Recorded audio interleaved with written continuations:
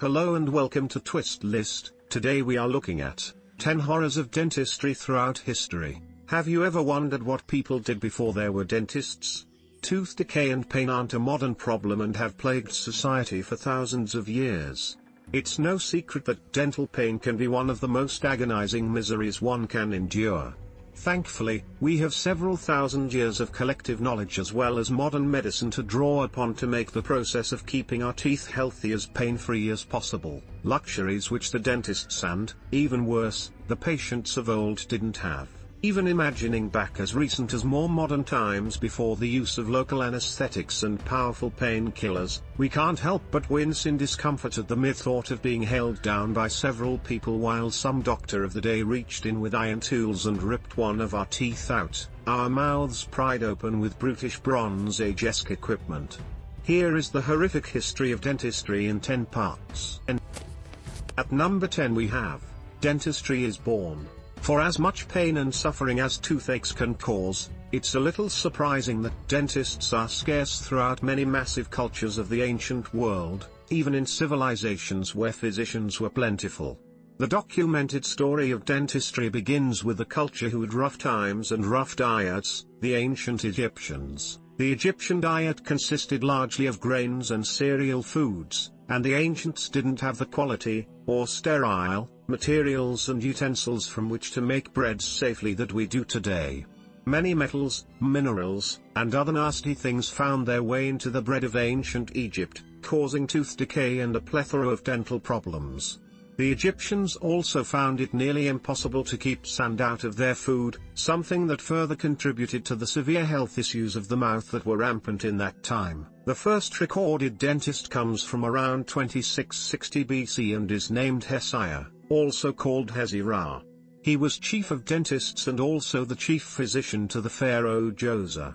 1. At this time, most dental work consisted of shoving things into the decayed, chipped, or broken tooth, gum area, or abscess in hopes of easing the pain. These items ranged from honey to herbs and plants to possibly even gold, though it is uncertain if dental procedures using gold as a filling material took place post-mortem. Nonetheless, it's very safe to say that any procedures done in these times were excruciatingly painful.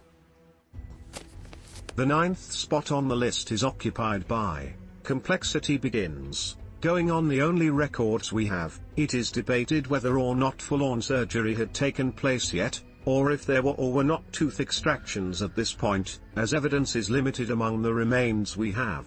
In this early period, we do see 3 cases of possible prosthetic work. The ancient Egyptians were the first to have gold teeth. They would often drill and use gold wiring, weaving through teeth in complex fashions. This was possibly to hold teeth in place or perhaps cosmetic. 2. By 2500 BC, dentistry had given birth to the first instance of what is still considered a nightmarish procedure today, drilling. The evidence of remains from that time period show small holes symmetrically drilled on the outside of a tooth which appear to have been man-made. It seems they'd learned to drill in order to drain the pus and release the pressure of an abscess. Imagining going through this procedure without the luxury of modern medicine is almost unthinkable. Number 8 on our list is the bow drill. So how do you drill into someone's teeth without the aid of modern electricity or finely tuned instruments? Enter the bow drill, a device not unlike a bow for an arrow, only the string is tied around a sharpened spike or stake of bronze. The string would be wound around the spike, and the bow could be moved back and forth, almost like playing a cello, and this would cause the spike to spin. 3. This was definitely not a quick or easy process for drilling into someone's mouth, and by no stretch of the imagination was it comfortable in the slightest. Fortunately, alcohol had been produced in ancient Egypt as early as about 4000 BC. Even with a stiff drink, this procedure was undoubtedly miserable. At number 7 we have more intricate tools. As Egyptian culture and medicine went on, the need for more precise and intricate tools to solve the pervasive and ubiquitous dental problems in their society became much more prevalent. By at least as far back as 2500 BC, there is evidence of all-out dental surgery, complete with pliers, scalpels, and other tools. By this time, the Egyptians had the tools and knowledge necessary to carry out many surgeries, up to and including prosthetics, brain surgery, and more. They were certainly drilling into cavities to clean them out and removing teeth that were in bad shape. From here, dentistry would slowly but surely become more and more complex until it reached the practice that we know and love. Well, maybe not love. More like tolerate. Number 6 on the list is the Etruscans. The Etruscans were an Italian civilization which predated the Romans and survived from about 700 until 400 BC, when Rome conquered them, and the Etruscans assimilated into what were the humble beginnings of Rome. They deserve an extremely honorable mention here because of their many innovative contributions to dentistry over the course of their existence. Much of Etruscan culture would be adopted into Roman culture and would survive the course of history due to the later rise of the Roman Empire. By 700 BC, the Etruscans were already doing complete dental implants, using animal teeth and gold fillings. They even figured out a way to heat and solder metals into exposed nerves and cavities in order to stop the pain of having the pulp and nerve endings of a tooth exposed to the elements and debris. 5. The Etruscans also used animal teeth and bone to create the first cosmetics, and though they wouldn't last as long as the prosthetic teeth of today, they were easily attainable and easy to interchange, making this method a viable option until around the 1800s. While the Etruscans advanced civilization in many great ways, and we will be forever indebted to them, few today would want their teeth soldered together and fused with metal without the aid of modern anesthetics. The 5th spot on the list is occupied by ancient Greece. For as advanced of a civilization as ancient Greece was, they were well behind the others when it came to dentistry, which was largely due to their philosophy and warlike nature. Greeks believed strength and beauty to be cardinal virtues, and thus, the pain of a cavity or abscess was a small price to pay to be able to keep a tooth in your mouth. With pain being a sign of weakness, asking a physician to remove a tooth was a surefire way to lose social status. The best someone suffering from severe tooth pain in ancient Greece could hope for would be to have a cloth, which had absorbed various herbs and such, shoved into the tooth to prevent food from getting inside it. Many people died from infections due to this avoidance of pulling teeth. Most of the time, they'd simply ask the gods to remove their problems and hope for the best. 6. Great. Just great. Number 4 on the list is medieval dentistry. Believe it or not, the medieval times were a point in history that saw great advancements in the field of dentistry, both in terms of accuracy of knowledge and the tools to fix problems. But one major development was preventative measures. Thus, dental hygiene was born. While fluoride and alcohol weren't readily available options like they are today in toothpaste and mouthwash, medieval Europe saw people learning to clean their teeth and remove all sorts of undesirables from their mouths by wiping their teeth with cleaning cloths. This also aided in having good breath.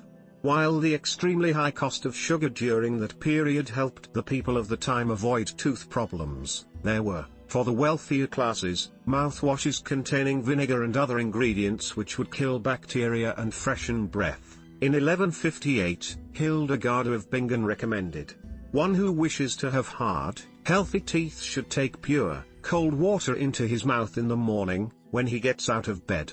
He should hold it for a little while in his mouth so that the mucus around his teeth becomes soft, and so this water might wash his teeth.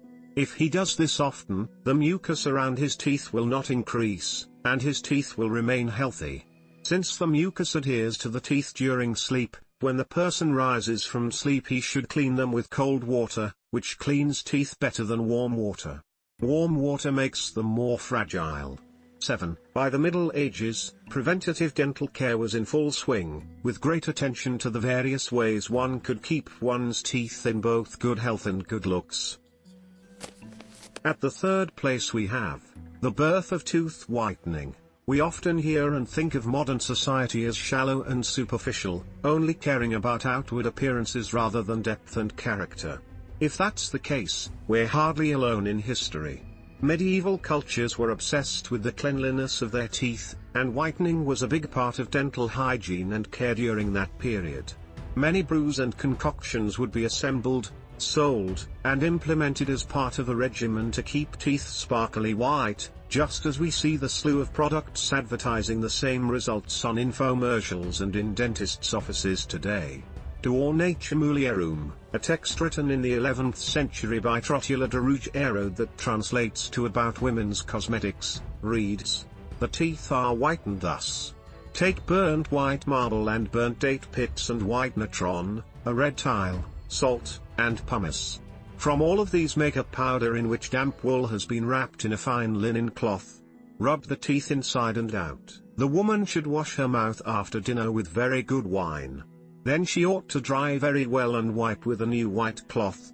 Finally, let her chew each day fennel or lovage or parsley, which is better to chew because it gives off a good smell and cleans good gums and makes the teeth very white."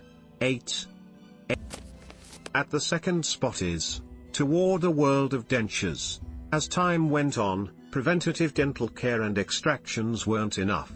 World trade and global commerce made sugars much more affordable for the average person to eat, and many of the poor are still plagued by malnutrition, which caused tooth and bone decay. While replacement teeth had been a staple since the Etruscans, full sets of bridges and dentures were inevitable in the course of dental history. By the 14th and 15th centuries, dentists were already cosmetic surgeons capable of sculpting bridges and full denture sets. How did they do this? By fashioning the bones of cows into a shape that closely resembled teeth and fusing them into the mouths of the poor patients who needed dentures. They would wire them in with gold wiring to hold them in place, and if the dentures were knocked loose, they would simply fuse them again with gold wire. 9. It's safe to say that this process involved sewing this gold wire into the gums, jaws, or both. No thanks. And finally, at number 1.